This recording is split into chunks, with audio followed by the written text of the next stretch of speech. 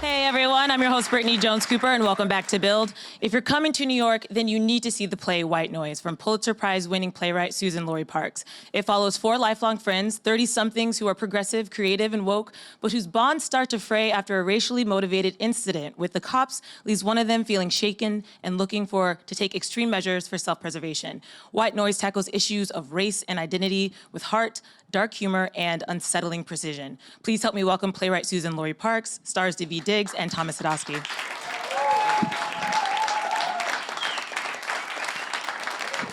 You're going like this, Suzan-Lori, but that's how I feel. I got to see this play about a week and a half ago, and I'm happy that I've had the time to sort of sit with it, because a lot of emotions were brought up immediately, and I couldn't quite pinpoint what I felt. It was, anger was the most accessible, and then fear, and then a lot of emotion and sadness, and I sort of landed in a place of feeling empowered and like ready to sort of have conversations and speak about it. So I want to thank all of you just for having the bravery to write this and participate in it every night, because emotionally I'm sure it's taxing, or it can be. Yeah, I mean, you just described the rehearsal process. I think for us, it was like the exact same thing, but stretched out over 3 weeks or whatever. 3 weeks. Yeah. Yeah. So Suzan-Lori, let's start with you. I want to know White Noise. Yeah. Where did this come from? Yeah.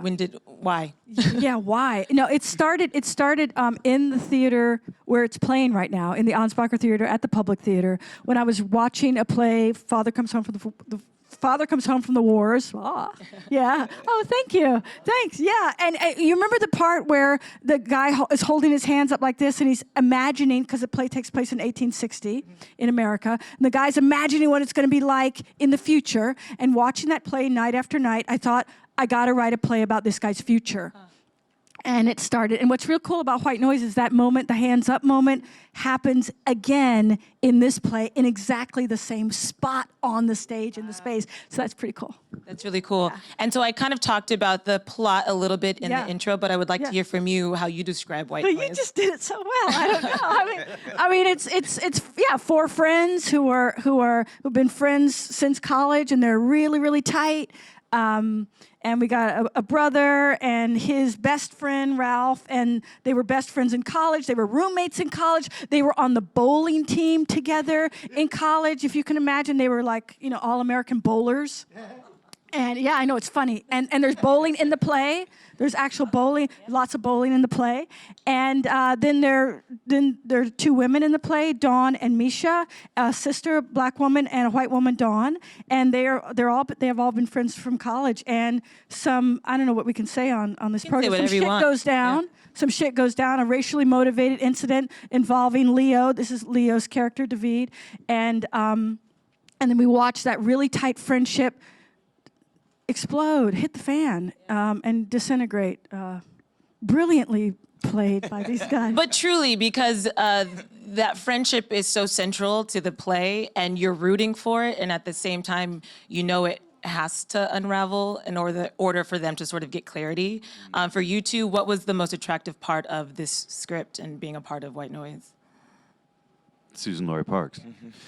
I mean, seriously, when they called me and said, would you be interested in doing a play at the Public Theater that was written by Suzan-Lori Parks, I said yes. And they said, would you like to read it? And I said, I'll get around to it. Yeah, of course. And then I was like, oh yeah, and by the way, who's in it? Right. And they said, well, Oscar's directing it, Daveed's in it. And I was like, oh my God. So it was amazing. But sitting down and actually reading the play for the first time, I mean, after I read the first act, I called my wife and I said, this is something really incredibly special. And then I read the second act and I called her back and I said, I think I just read maybe one of the most important pieces of theater that's been written in the past half century. And I said, I didn't know that we were having this conversation. I didn't know that we as a society were having this conversation yet. I didn't know that we were capable of having this conversation in this way, and that's what great art does, right? It sparks a moment of conversation before you're ready, before you as a society are ready. And I think, probably no time like the present, no better time than now to start talking, and then we got into the room and just started going. I mean, Oscar sent me the script. I've been trying to get back to the public since I left, but What did you do at the public? I don't know. I can't even remember. It Small was so long ago. musical. But I don't know. Small. But I was trying. We've been looking for something to do together, but scheduling never worked out, and all these other things. And also, like, I don't know. I hadn't read a play that it was like the thing. Suzan-Lori's been my favorite playwright since I was 18, so like I was already very excited about it. But he sent me the play, and I'm like in between scenes working on this TV show, and I've read it, and by the end of it, I was like pacing back and forth around my trailer, just like fuck no, oh no, what you know like you can't. I was just so amped up, and I called Oscar back immediately. It was like I don't even know. They're like calling me on set right now. I have to go, but I have to do this play, so I don't know what we have to do, but let's just. Yes, it's a hard yes. We'll figure it out. And then I just haven't stopped thinking about it since. And then I think getting in the room was just like, it was so much more than I could have hoped for. I think I was not prepared for how deep the work was going to have to go.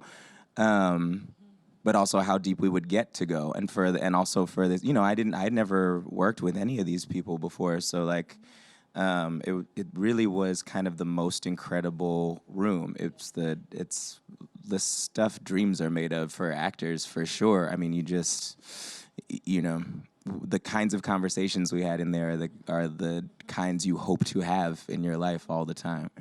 And you talk about your character, Leo, and the work you had to do. It starts off with his traumatic event, but he's sort of re-traumatized several times throughout the play, having to sort of deal with things. For you as an actor, how do you get into that headspace? How do you prepare to deal with that emotion and that weight? And can you leave it at the end of the night? I can't. I say this all the time because you said this like week 2 of rehearsal or something when we had just done our first run through and we were whooped. And we were like, this is impossible to do 8 times a night. It's actually gonna be. I don't know if this was a good idea. It's not gonna work out. And Suzan-Lori said, when I was writing it by myself, it was heavy, and then Oscar came along and it got a little lighter, and then now you guys are in here and it's a little lighter. And she said, when we get out there and we're performing it, there's 300 people in there every night, and the weight's gonna be distributed more evenly. And at first I was like, okay, but you ain't out there doing nothing, so don't, you know what I'm saying? I don't know maybe you don't know what you're talking about. But she was exactly right, because our last designer run was excruciating, felt almost undoable, and the next night was a final dress rehearsal, and there were people in there, and we finished and I was ready to go again. I was like, let's do it right now. I just learned so much out there from all these people. I don't want to forget it before tomorrow. Let's do it again right now. Yeah. And Thomas, your character is asked to do something that feels impossible to him and carries a lot of historical weight and exposes a lot of his own, maybe some things that he's buried deep inside and doesn't want to confront. He's almost wearing like a dashiki on the outside and like a MAGA hat on the inside. It's like really conflicting. And a lot of the times I wanted to hurt your character. Like, he's very frustrating in a lot of ways. So for you, digging into a man who is really tough to sort of listen to sometimes, or like when he's expressing those feelings, what is that like for you? Well, it's not my job to make this easy on anybody. As an artist, it's not my job to make this easy on anybody. It's not my job to make it any more difficult on anybody either, although we do have fun with that sometimes. But as an artist, regardless of the play and regardless of who I'm playing, it's not my job to make Suzan-Lori's story easier on you, because this isn't an easy story. This isn't an easy reality. This is the original sin of this country. And if we're going to talk about it, we have to talk about it. And if we're going to actually talk about it, then we have to deal with actual fact, objective fact. And we have to look at it clearly, concisely, and in all of its horrid glory, And so for me, I think that we went through a process in the rehearsal process. I think, to a certain extent, it started out with this idea of like, I think that on some level there was a need or a want or a desire to soften the edges. And I think that it came from this really beautiful, empathetic place inside of, those of us who are trying to like take that edge off.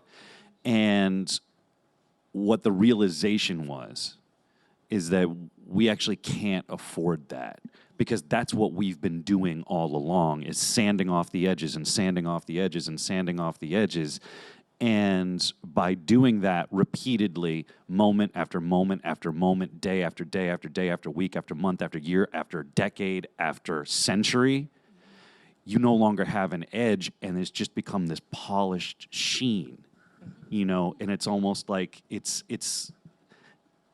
doesn't resemble the reality of what it actually is anymore. So leaving the edges sharp, leaving the edges unpalatable, leaving it raw is precisely what we have to do. And I think that, I have the same reaction to Ralph as you do. Of course. But I can't, I don't have the luxury of judging him while I'm out there. Of course.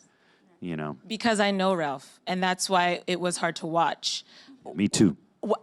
I knew where he was gonna go, but not because it was a predictable plot. It's because I feel like I know Ralph, and I know men in my life who maybe would make the same choices, and that's where it felt really real. Because also, I would just add to it, we know Ralph, and from my perspective, I love Ralph. Right. I love him. I recognize in Ralph, in Misha, in the four characters, in Ralph, in Misha, in Dawn, in Leo, everyone who has an interaction with this country has been promised something. We've all been promised something. And for all of us, and I don't care who you are, or where you're from, or who your parents are, or whatever, those promises are not being fulfilled. And there is a lot of confusion and discontent and uncertainty, because for all of us, those promises aren't being fulfilled. So I just want to add that to the... Yeah. I was going to follow up on that, and that each of the characters gets to have this monologue where they explain their background, their stance, and they're incredibly powerful. Also, you guys incorporate the audience. There's a lot of eye contact. It feels almost targeted. When Sharia Irving was giving her monologue, it was about black women. She looked at me. She looked at me a couple times, and I felt it. So is that a direction that the actors were given, or is that something that just comes out when you're in that space? It's the monologues are called solos because way back in the day, these four characters were in a band. And so the idea that they're giving a monologue, they're giving a solo, and it's very important to connect with the audience. Certainly lots of things were developed in rehearsal, but the idea was connect. Yeah, connect. Because Thomas, at points, your character will jump up on a ledge. And I get right there. It's really immersive, and it makes it even harder to ignore sort of some of the subject matter because you're right there. Right. What is it like playing in that space? Does that help your performance? Yes. I think so much of what happens in this play is about a community negotiating how they feel about things, right? And so we get to watch everybody doing that from our position on stage all night, trying to, because the lights are up enough for a lot of the show that people have to check in with each other to see if something is funny, or to see if something is like, what is okay for me to laugh at, or is everybody else terrified right now, or is it just me? There's so much audience negotiation going on that it really, more than anything else I've ever done, this show is actually different every night. We always say that as actors, and it is true, but we were just talking about last night, you can't predict, normally you're like, I'm going to pause here for a laugh every night because there is always one. That doesn't happen in this show. None of the jokes are necessarily jokes. We all have to decide every night whether or not this is a joke. Yeah. You know what I'm saying? And then sometimes there are disagreements. And sometimes people in the audience need to be incredibly vocal about what they are feeling about that happens too, where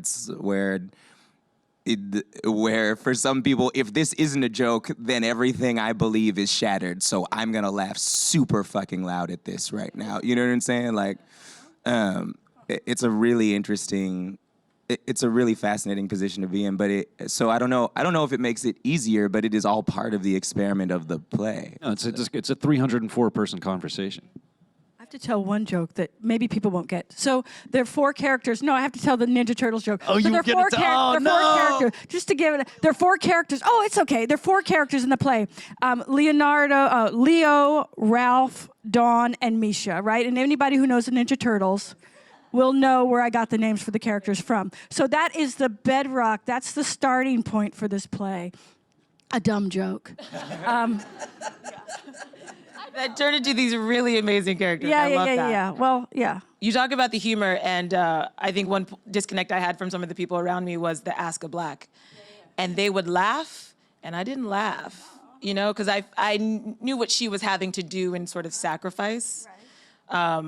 And so take me through writing that character, because that was something where you're sort of black-splaining, and I thought that was a really interesting commentary that I haven't seen in a lot of art about sort of the pressures of Black people to explain things. The pressures of Black people on live stream shows. Like Yeah, this one. like this one.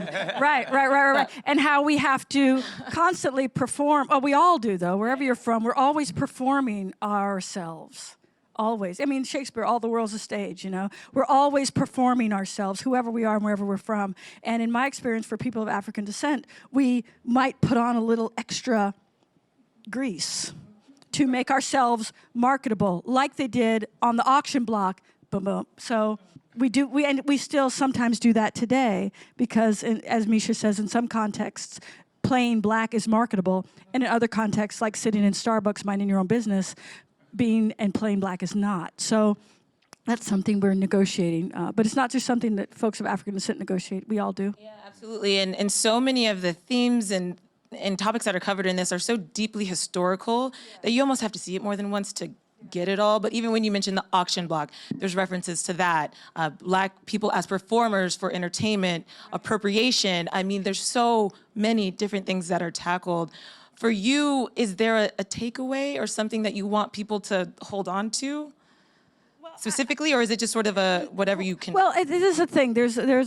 I was a writing student years ago of James Baldwin, the great James Baldwin, was my creative writing teacher. And he has this quote. He says, the task of the artist is the same as the task of a lover. Because I love you, my task is to show you things that you might not notice.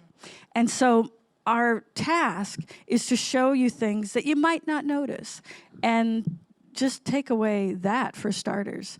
And some of the things that you do notice that are hard not to look at, like the slave chains, I thought that was a really important and hard to watch scene. David, for you, why is that important, do you feel like, to be in this play? Because it's a reality of the legacy that we're all living with. So I think that image is really important, but it's also important that that image comes after a long litany of really funny jokes. You know what I'm saying? I mean, and also it's like, it also happens at the peak of when the relationship for these two best friends is kind of the most successful it's ever been. You know, that's the moment when they have to deal with this, with the reality of the legacy of slavery that we all live with, and that to me makes it even more painful because we're watching successful. Everyone in this play is pretty successful. You know what I'm saying? And we're watching successful people become more successful, and then have to grapple with that reality, right? With by buying into something that we have been very intentionally covering up our whole lives, right? We never talk about it. We pretend. We know we're woke. We know we don't participate in this. We know there is a hard line between good and bad. But all 4 of these characters have to sort of come to terms with the fact that that line is a lot more gray than they thought it was, and that they garner a certain amount of success by participating in something that we all silently agreed, a contract that no one ever signed not to participate in, you know? And so if we're going to participate in it, if you're going to have the success, then you have to really deal with it. And that's kind of that is sort of Leo's motivating factor throughout, right? Is that there is something at the end of this journey that nobody wants to talk about. that the world doesn't want me to know. And so if we're gonna do it, we're gonna do it. And to realize that we're all connected. It sounds corny, right? It sounds so fucking corny, but we are. I mean, we're all part of the everything. And that's one of the things that he finds out, you know? But I'm trying to think of the joke. There's so many jokes in the play, but it's hard to say it's a play that concerns itself with like racism and friendship, and there are a lot of jokes. People go, ooh, but there are, yeah. But I think that's why it's so complicated, because these characters are as close as you can be. So there is a natural comfort. There is humor. There's familiarity. And that is a joy to watch.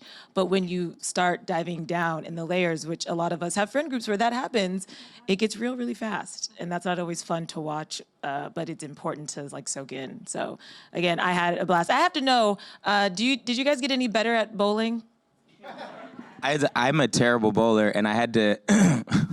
The original drawing of the stage that was showed to me had this bowling alley like parting the audience, like actually, and I was like, Oscar, I'm gonna kill up a bunch of people. Like I don't know, like 50% of the balls I throw are gutter balls, and there's no gutters, so everyone lining this bowling alley is dead, and so they were giving me bowling lessons. Like I took bowling lessons before we started rehearsal, but those weren't really helpful because those are teaching you how to knock down pins, which I don't have to do. I just have to look like I know what I'm doing and bowl in a straight line. And it turns out bowling coaches don't care about that. So it was an interesting, but once we got in the space and figured it out and learned the sort of parameters of the thing, but I haven't been bowling since the first week of rehearsal, so I don't know if I'm any better. You got the moves, though. I look way better. Yo, you look great. Doing it. You look great. The form is impeccable. My bowling is so impressive that it was removed from the show entirely. I actually, there was quite a bit of bowling that I had in this show, and I don't roll a single ball now. It is all gone. No, you're right. It's You not were because certainly I'm one bad. of the better bowlers. You're a great hype man, and every what it's about. Every good competitor needs his boy on the side hyping him up, and you do that. But actually, the best bowler in the real world, I think, in the cast was Zoe Winters, and she had the task of having to bowl left-handed early on. Her character was left-handed, and so she literally was teaching herself how to bowl left-handed and still beating me every time we went bowling. So. Well, we do have a couple of questions before we get out of here. The first comes from Twitter. Sue Brett wants to know, what do you hope that the audience will take away from seeing the show? I always say, what do you hope the conversation is after the show at dinner, I mean, if we can just look each other in the eye and start talking about who we really are and accept each other after that and during that conversation, like, hey, this is me. This is what's going on for me. I think that would be really lovely. Like the conversations that we had in rehearsal when we were creating it. I think we say often that all of us are a little bit jealous of this friend group in a lot of ways because of the depth of their honesty and because of, really everybody signed on to a thing that they are vehemently opposed to because one of them said he needed it so bad. The closeness of that friendship is one that is kind of envious. And so even at the end of all of this, after watching it fall apart, there's something about that kind of honesty that I think is, certainly is inspiring me further on in my life to bring things forward more readily than I normally would. It reminds you that those friendships take work, especially when you meet friends in college. I've dealt with that recently. It's just, we chose each other. So let's talk about what we need to talk about because we're different people now. We change. Who do we have first in the audience? Hi. I am now questioning my friends as friends based on your character. And I really disliked you for a while there, personally. But I really love you, and I've always loved your work, so thank you very much. The other thing as well is that I got on the 6th train after the show, and about 3 of us, people I did not know, of course, we had the program there, and we all started talking until we got up to the Upper East Side, and it was phenomenal. They happened to be white, by the way, and we got into it and referred back to some of our older work, pardon me, and really, really, I love you. Uh, Anyway, thanks again, really. Thank you. Thanks. Yeah, I had the same. The conversations afterwards are always, like I said, I'm happy that I had some time to process because you do sort of have to sit with it for a minute and see what comes up, you know? Who's next? I'm next. Oh, my God. Hi. Yeah. David, I have a question for you. Okay. I was lucky my daughter introduced me to you Yes. after Hamilton. I had no idea how wonderful this meeting was. I also have a ticket, but thanks that same daughter is taking me to see White Noise on April 7th. I happened to be, when I was 97, Museum of Modern Art picked me up to start a free program for seniors. I did not consider myself an artist. I figured my children were, but not me, and like most parents. However, I did the pre-med because my dad wanted to be a doctor. So I wasted time because I was terrible in organic chemistry. However, I'm doing great. I'm 98 now, and I am loving doing art. A lot of it has brought up a lot of feelings, though, and I know your play is going to do something for me. And I am so excited about seeing both of you on April 7th. Now, I wondered, how old were you when you had this burning desire to be an actor, or did you want to be something else? What happened with your development? That's a great question. I first of all, we can't wait to see you on the 7th. I'm so excited for you to be in this audience. But I was acting in school plays and stuff pretty young, maybe 13 years old, 12 or 13 years old or something. So I knew it was a thing I loved. I didn't have any models for that. I didn't know anybody who did that personally until much later in life. So I didn't know how to go about doing that. So I don't remember ever saying I wanted to be an actor. I don't remember ever labeling it that. I just remember that I'm very, very shy, and I remember that being on stage was the way that I could be in groups of people. I'm like an introverted extrovert, right? I love big groups of people, but I am very, very shy. And so when you're on stage, you get to be in big groups of people, but it's not really about you. So I don't have to be shy because I'm not me, right? And so that was the reason I sort of gravitated towards it, and all the other like performing arts that I sort of participate in come from that same place. This like you found for yourself, the sort of desire to explore things artistically, because that is a way of thinking about the world that helps you process the world, helps me process the world. But then also, performing that work allows me to be around people and have something to say. So that was really it for me. So I've been doing it for a long time, but I don't know when I decided, oh, this is a job. I still don't really think of it as a, I don't know, man. I don't know. I think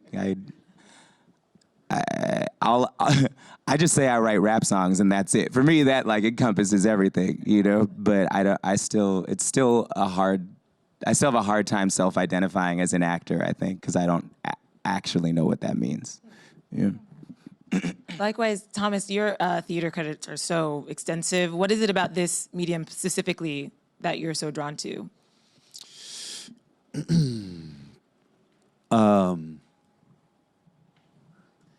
Theater is the last bastion of truth in this society. The lights go down, the actor steps out onto the stage, and all the bullshit is completely stripped away. That can be used to great effect as a medium or a force to have discussions like we're doing with this show, it can be used to great effect just to entertain people, because sometimes that's just as important. You know, it is, for me, the medium where the real collaboration happens. You know, television is an advertiser's medium, film is a director's medium, theater is a writer and an actor's medium, is a collaborative medium. You know, you know, and the director too, obviously, and the lighting designer, the set designer, the sound designer, the composers, like all of these artists get together and create together. And man, like, our show grew exponentially because Clint Ramos was in there asking questions. He's our amazing set designer. He's asking questions. Before I knew it, I was making different choices in different moments based on questions he had asked Oscar. And I was like, damn, I never thought of that. But like, it's the one art form where I really feel like everybody comes together to create something and deliver it without pretense and without bullshit directly to an audience. And I don't know I personally haven't experienced many other mediums where that's been true. Music to a certain extent. But even that, it's a bit of a long shot. So it's the place that I think I sort of came preloaded with this DIY kind of like weird little punk rock ethos, and it's the thing that most sort of cleanly allows that part of me to express itself. It's the least bumpy road. I love that. And one last question before we go. Hey, thank you. I gotta ask, during your career, which has been the biggest challenge you had to face? Thank you. Susan-Lori, do you want to start? We can maybe go down. Well, just to keep it simple, writing this play this is the hardest play that I've ever written. To keep in my mind the four opposing points of view simultaneously. I mean, it is a feat, and you guys are amazing every night to perform it. But imagine, I'm in my room at my kitchen table writing this out of nothing. There's nothing there, and I'm having to conjure up these four very different people who have four very different points of view. And so often I wanted to quit writing, and so often my husband, Christian, said, keep going. I know it's hard, but you have to tell this story because you're the only one who can do it. And so I just kept going. So this has been the greatest challenge so far. And I start working on a TV show tomorrow, and that's going to be the next greatest challenge. Yeah. Well, I'm happy that you kept going. Yeah, thank you. The toughest challenge in my career, I think, honestly, was realizing that being an artist required activism out of me. Because from the very, very beginning, I was told, shut up, you're just an actor. We don't want you to do anything but just go act. Go meet puppet, go entertain us. And the reality of the situation is if you're going to be an artist of any medium in this world, you have to have an opinion. You have to be active. There's nobody else who's got a voice like you. There's nobody else who's got a voice like me or Suzan-Lori or David. Thank God. And that it is my job to get out there, listen to the people on the street, interact with humanity, and then have an opinion and work actively to bring something decent and good into this world. That's an uphill battle in this industry that wants so desperately for you to join the ranks of the people who are telling everybody out there, you need to look like this, you need to say like this, you need to behave like this, you need to do like this, you need to Instagram filter yourself like this, you need to X, Y, blah, blah, blah, blah, blah, blah, blah. I don't choose to play that fucking game anymore. And that was a hard, hard thing to learn how to do.